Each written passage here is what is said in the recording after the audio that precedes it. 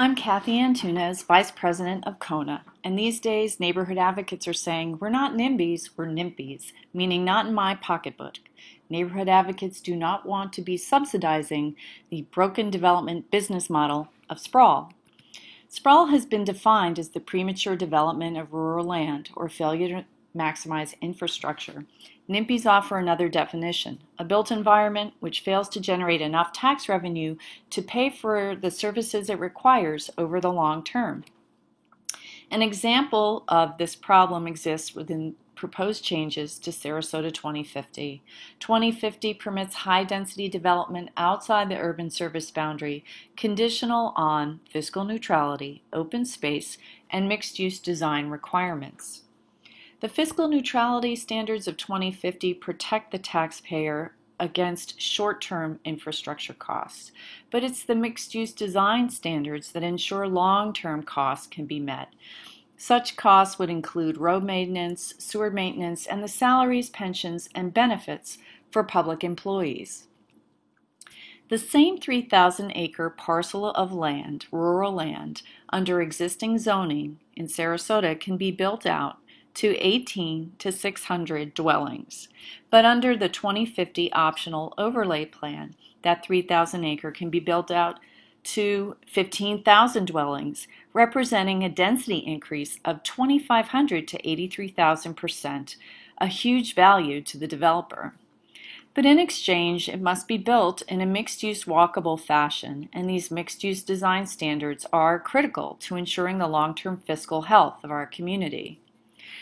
Fiscal neutrality under 2050 currently requires that all new development pay for the upfront infrastructure it requires and that those payments be documented.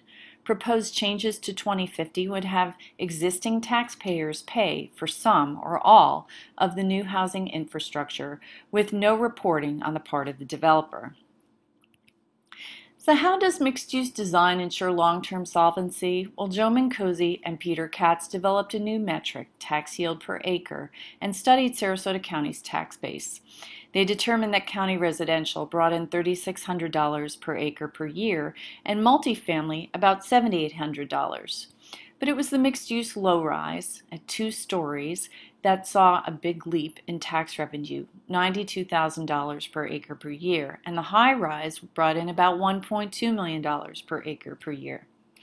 Here you can see all of the different types of development Mincozzi and Katz studied, and number 9 is where you saw the big leap in tax revenue, that urban mixed-use low-rise.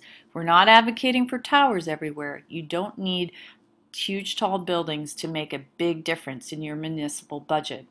And that urban mixed-use low-rise, as you can see, outperformed Burger Kings, Walmarts, our traditional malls, and strip malls when it came to filling county coffers.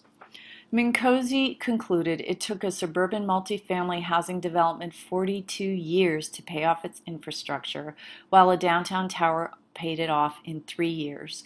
42 years is longer than the life of the infrastructure.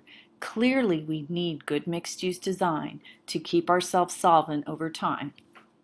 Now, why is Sarasota County in such a hurry to bust the urban service boundary and facilitate development, surplus development? Do we have a shortage of potential housing?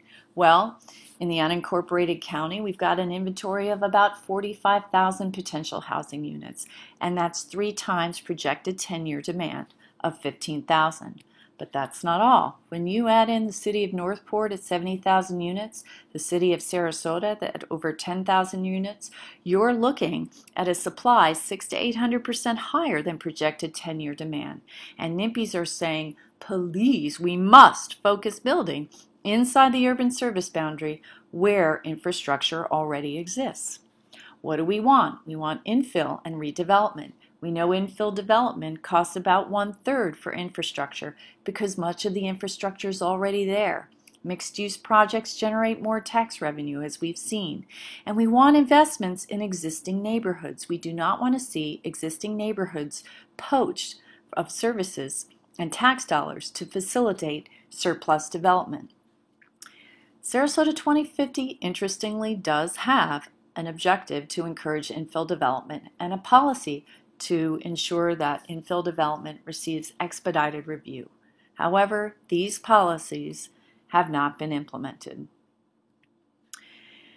Now in Atlanta, if you look at this data of the real estate market across all different market segments, it's clear that the walkable urban product, the infill development, outperforms the drivable suburban product in price per square foot. And the author of the study, Chris Lineberger, says we're sputtering along at 2% growth because we're not building enough of the walkable urban product that the market is demanding. And it's clear we are not doing this in Sarasota County. Why is this happening? Well, political forces are enabling the status quo. We have developers engaged in intense lobbying and lavish funding of political campaigns.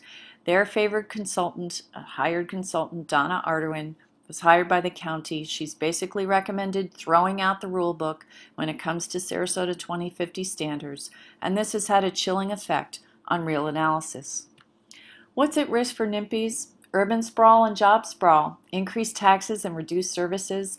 Neighborhoods are being asked to fund their competition. Neighborhoods are being asked to subsidize surplus development. Walkability and vitality of our neighborhoods is at stake. What do we want? Well, we want compatible mixed-use development that will balance our municipal budgets. We want to keep fiscal neutrality intact. We would like a tax revenue metric that tests the long-term fiscal viability of proposed developments, and we do not want to subsidize inefficient sprawl development.